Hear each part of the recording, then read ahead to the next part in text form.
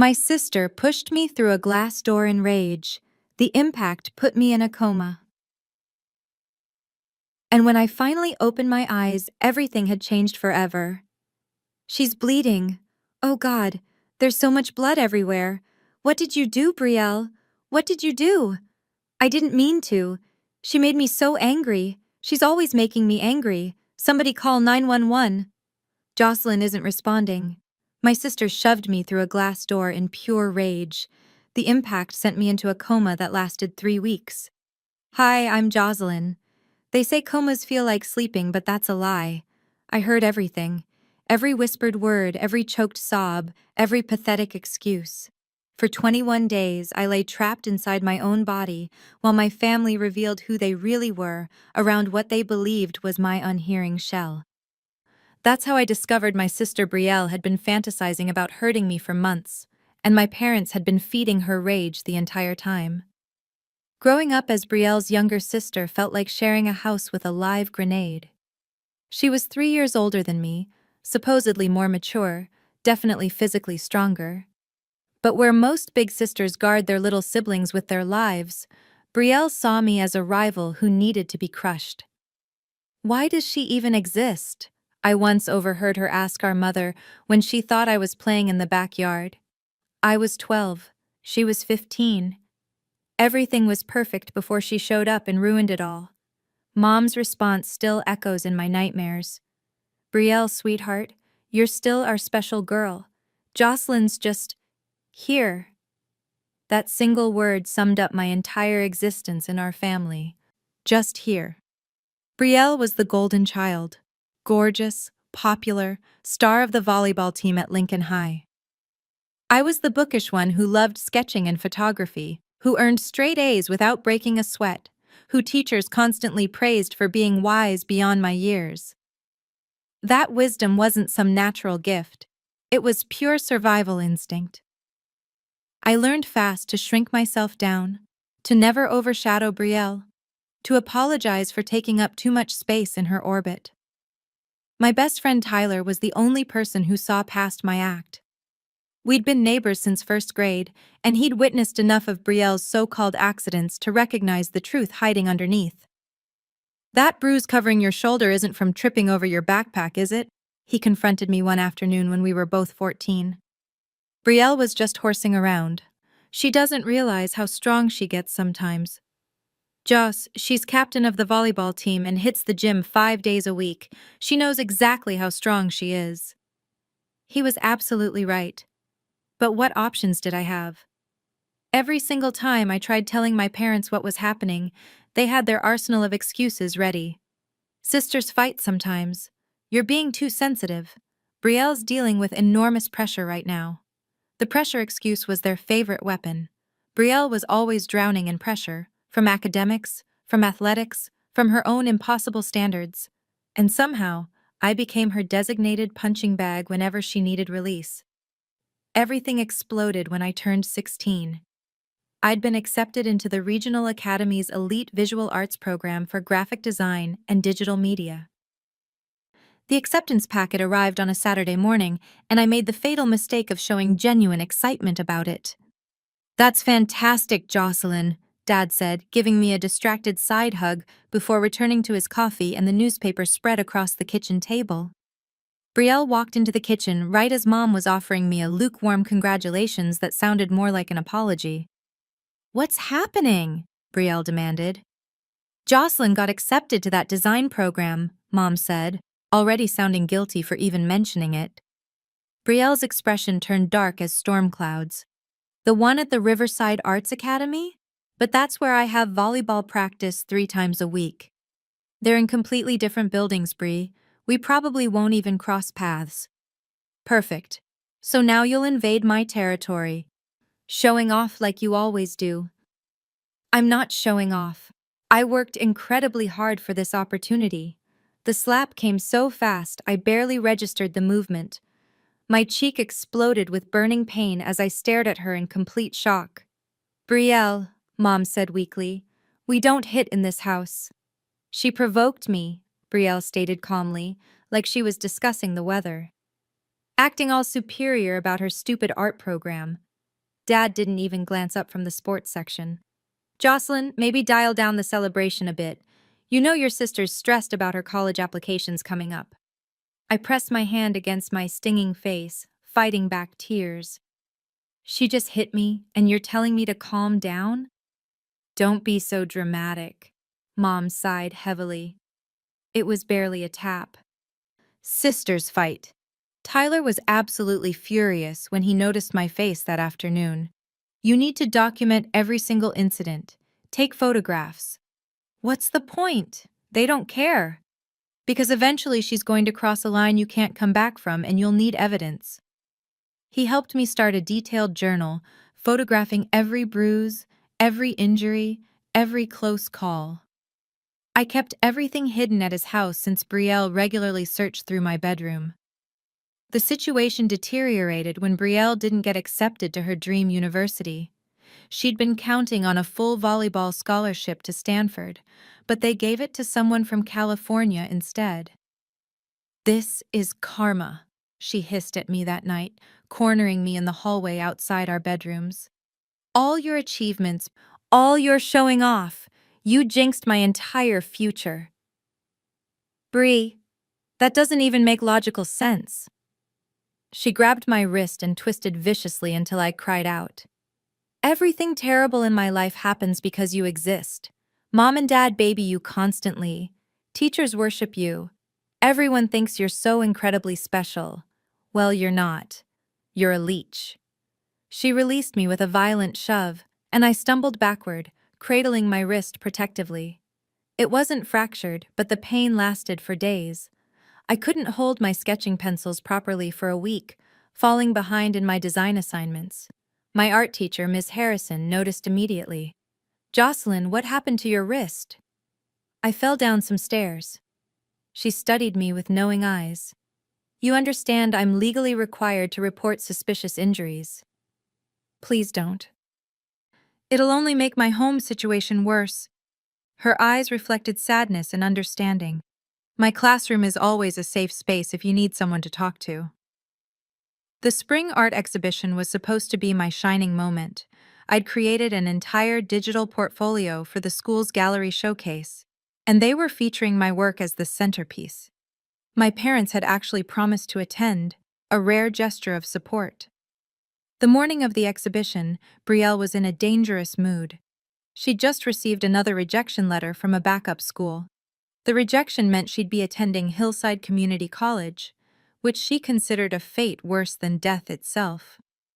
Must be nice, she said, watching me press my exhibition dress. Getting everything handed to you while I get nothing but rejection. Bree, I'm genuinely sorry about the college situation. No, you're not. You're probably thrilled. Poor Brielle finally fails at something while perfect Jocelyn gets another award ceremony. That's not true at all. I want you to succeed. Liar. She moved closer, her face flushed with rage. You've been sabotaging me our entire lives. Being born was your first act of sabotage. I can't help being born. Well, maybe you should have tried harder not to be. I turned away, refusing to engage any further. The exhibition started in 6 hours, and I needed to focus my energy there.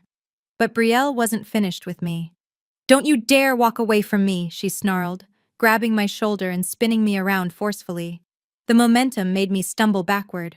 We were standing in the upstairs hallway between our bedrooms, right next to the decorative glass door that led into Mom's home office space. It was frosted glass, thick and supposedly reinforced, with an expensive geometric pattern Mom had special ordered from some boutique in Seattle. Bree, please, not today. Just let me have this one day. Let you have a day? Like you've let me have anything? The Arts Academy was supposed to be my space, but you wormed your way in with your precious design work. College was supposed to be mine, but you had to be so flawless that everyone constantly compares me to you. That's not even remotely true. Shut up. Her hands shot out, shoving me with terrifying force. I flew backward, my arms flailing desperately trying to find balance, but there was nowhere to go except straight into that glass door. I remember thinking absurdly that Mom was going to be furious about her expensive custom door. Then my head and shoulders slammed into the glass with devastating impact.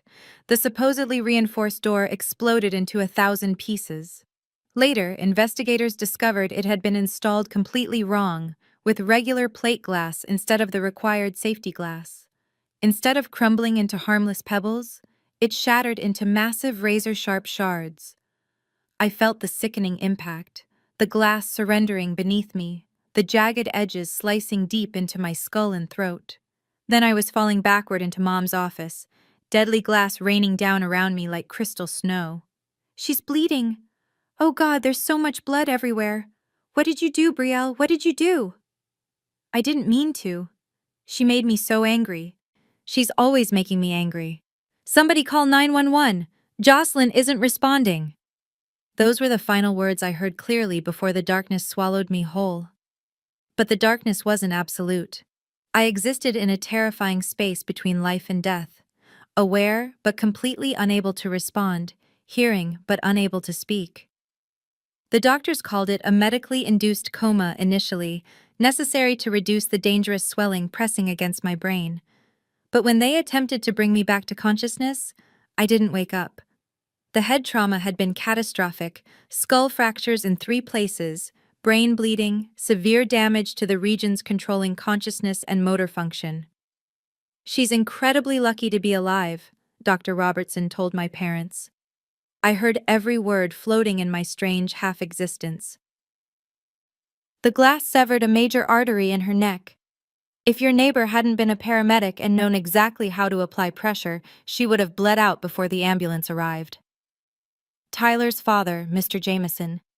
He'd heard the tremendous crash and Brielle's hysterical screaming. He'd saved my life while my parents stood frozen in shock, and my sister kept repeating it was an accident. But as I lay there trapped inside my broken body, I heard the real truth slowly emerge. Brielle cracked first, just 3 days into my coma. My parents were having a hushed argument in my hospital room about mounting legal fees. Apparently, the district attorney was considering charging Brielle with aggravated assault. "Why should I be punished?" Brielle suddenly exploded. "You always said she was the problem. You always agreed when I complained she made everything harder for me." "We didn't mean for you to actually hurt her," Mom whispered desperately. "But you never stopped me either. Every single time I pushed her, hit her, tormented her, you made excuses for my behavior. You taught me it was acceptable because she was too sensitive or dramatic or asking for it." "Brielle, lower your voice right now." "Why? She can't hear anything we're saying. She's probably brain dead anyway. At least now she can't steal any more attention from me." The silence that followed felt suffocating. Even trapped in my coma, I could feel the terrible weight of it pressing down. "She might die," Dad finally said. "Your sister might actually die. And that's your only response?" "She's not my sister. She's a mistake you made that destroyed my life." More crushing silence. Then Mom, so quietly I almost missed it. "Maybe we should have gotten you therapy like your sister-in-law suggested years ago." "Therapy for what? For being rightfully angry that you had another child when I was already perfect? You didn't have Jocelyn to hurt me intentionally, but you let me believe you did. Every time you comforted me by saying Jocelyn was just here, or that I was still your special girl, you fed my resentment. You created this monster." She was right. They had created this nightmare. And now I was paying the ultimate price for their failures. Tyler visited every single day without fail. He'd sit beside my hospital bed and talk about school, about the exhibition I'd missed, about how my portfolio had received a standing ovation even without me there to witness it. He also kept me updated about the criminal investigation developing around my case. "They found your journal hidden at my house," he said one afternoon. "My mom gave everything to the police immediately. All those photographs, all those documented incidents you recorded. Brielle's lawyer is trying to claim it's fabricated, but too many witnesses have come forward now. Teachers who noticed suspicious bruises, neighbors who heard violent fights through the walls, friends who watched her hurt you in public and said nothing." He squeezed my unresponsive hand gently. She's going down hard, Joss. And your parents? They're being investigated too, for criminal neglect, for failure to protect a minor in their care. I desperately wanted to squeeze back, to tell him I heard every word, but my body refused to cooperate with my mind. Dr. Reynolds, the neurologist overseeing my care, was brutally honest with my parents about my prognosis. Every day she remains in this coma state, the probability of full recovery diminishes significantly. You need to prepare yourselves mentally for the possibility that Jocelyn may never regain consciousness. What exactly does that mean? Mom asked, her voice breaking. Brain injuries are notoriously unpredictable. She could experience severe memory loss, dramatic personality changes, permanent physical disabilities, or she could wake up tomorrow completely normal. We simply don't know. Brielle was formally charged with aggravated assault and attempted murder. The incorrectly installed door actually worked against her defense. It demonstrated gross negligence on my parents' part for not ensuring basic home safety, and it significantly upgraded the criminal charges because my injuries were exponentially worse than a properly installed safety door would have caused. I heard my Aunt Patricia arguing intensely with my parents about the entire situation. How could you allow this to continue for so many years? Everyone knew Brielle was violent toward Jocelyn. Everyone in this family knew. She's our daughter, Dad protested weakly. You thought wrong, and now one daughter is lying in a coma fighting for her life, and the other is facing decades in prison. The trial proceeded while I remained unconscious, trapped between worlds. Tyler faithfully kept me informed, sitting beside my bed reading from his detailed notes. Brielle tried to cry on the witness stand, but the prosecutor destroyed that performance immediately. They had your journal, the photographs, testimony from 15 different teachers and neighbors. Even some of her closest friends testified that she'd talked openly about wanting to hurt you permanently. My hand twitched involuntarily. It was the first real movement I'd made in weeks. The jury found her guilty on every single count. She's looking at 18 years minimum, Joss. 18 years. Another twitch. Tyler gasped and frantically called for the nurses. Waking from a coma isn't anything like the movies portray. It's agonizingly slow, deeply confusing, and incredibly painful. First came brief flashes of awareness, then gradually the ability to squeeze fingers on command. Opening my eyes required 3 more excruciating days. Speaking required a full week after that. My first word was Tyler's name. He absolutely broke down sobbing. This boy who'd been my protector, my secret keeper, my truest friend. He cried like his heart was breaking when I croaked out his name. "I'm here," he said through his tears. "I've been right here the entire time." My parents were a completely different story. They hovered in the doorway like uncertain strangers, unsure whether they were even welcome in my hospital room. "Jocelyn?" Mom started tentatively. "We're so incredibly sorry. We failed you completely. We understand that now." I turned my head away from them. The movement sent lightning bolts of pain through my skull, but it hurt less than looking at their faces. Recovery was absolutely brutal. I had to relearn basic motor skills from scratch, deal with massive gaps in my memory, and manage severe headaches that felt like my skull was splitting open all over again. But the physical therapy was significantly easier than processing the emotional devastation. A social worker named Angela was assigned to oversee my case. "Your parents want to maintain custody, but given the circumstances, the family court is willing to consider alternative arrangements. You're 17 now, nearly a legal adult. Your Aunt Patricia has formally offered to take you into her home." Aunt Patricia, who'd tried desperately to intervene years ago, who'd begged my parents to get Brielle professional help and been told to mind her own business. "Yes," I said without hesitation. "I want to live with her." My parents protested vigorously, but they had absolutely no ground to stand on. They'd been found guilty of child endangerment and criminal neglect. They were fortunate to avoid prison time themselves. The day I was finally discharged from the hospital, Brielle's sentencing hearing took place. 15 years in prison with possibility of parole after 10. She was 21 years old, which meant she'd be in her mid-30s when she got out, if she got out. Her volleyball career, her college dreams, her entire future, all of it gone. "Do you want to submit a victim impact statement?" the prosecutor asked me. I considered it seriously. Part of me desperately wanted to face her, to force her to see what she'd done to me. But Tyler helped me realize something crucial. "She already knows," he said. "She's known all along.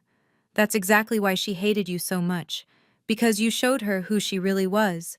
Violent, jealous, enabled by parents who should have stopped her years ago. Your success highlighted all her failures in sharp relief." So I didn't attend the sentencing. I let my journal speak for me. All those documented years of systematic abuse.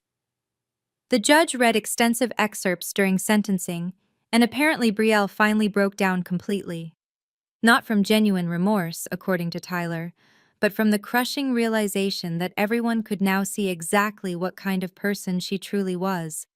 Living with Aunt Patricia felt like breathing freely for the first time in my life. No walking on eggshells constantly, no fear of violence erupting, no parents making excuses for my abuser. Just safety, genuine support, and space to heal properly. "I should have fought harder for you," she said one evening over dinner. "When you were younger, I should have called Child Protective Services myself instead of just arguing with your parents. You couldn't have known it would escalate to attempted murder. Couldn't I?" "Violence always escalates, Jocelyn. Always. That's what people don't understand until it's too late." She helped me continue my education, though my traumatic brain injury made everything significantly more challenging. I couldn't design graphics the way I used to. The part of my brain that understood complex spatial relationships had been permanently damaged. But I discovered a new path forward: art therapy for trauma survivors. "You understand trauma on a cellular level," my academic advisor told me. "You understand how creativity can heal because you've lived it. That's an invaluable gift you can share with others." I graduated high school a year late, but with academic honors. My parents came to the ceremony, sitting in the very back row, still desperately hoping for some kind of reconciliation. "We've been attending therapy," Dad said afterward, "trying to understand how we failed you so completely." "That's good," I said neutrally. "Keep going." "Could we maybe meet for coffee sometime? Start rebuilding our relationship?" "No. You chose Brielle over my safety for 17 years. You don't get to choose me now that she's locked away." Mom started crying. "We love you, Jocelyn. We've always loved you. You loved the idea of me, the quiet daughter who didn't complain while being systematically abused. But you didn't love me enough to actually protect me. That's not love. That's convenience." I walked away with Tyler and Aunt Patricia flanking me on both sides. My real family. College opened up an entirely new world. Nobody knew my story unless I chose to share it. I made genuine friends, dated casually, discovered who I was outside of being Brielle's victim. The headaches still came regularly, and I'd probably manage them for the rest of my life. But I was alive. More importantly, I was thriving. My senior year of college, I received an unexpected letter forwarded through my lawyer. It was from Brielle. I almost threw it away unopened, but curiosity won. It was brief.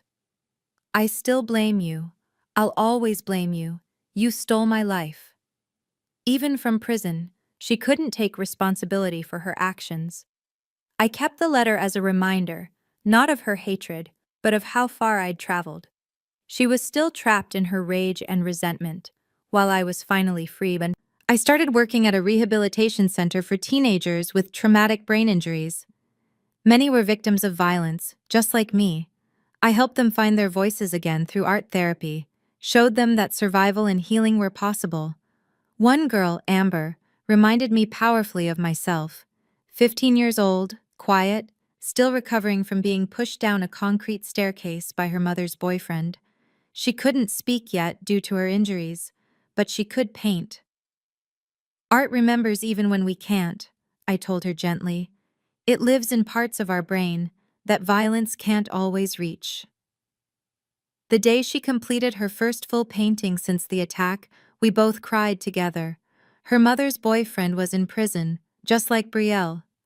Her mother had chosen the man over her daughter, just like my parents chose my sister over me. But here she was, creating something beautiful despite everything. So here's my question for you. When someone tries to destroy you but ends up destroying themselves instead, do you owe them forgiveness to find your own peace?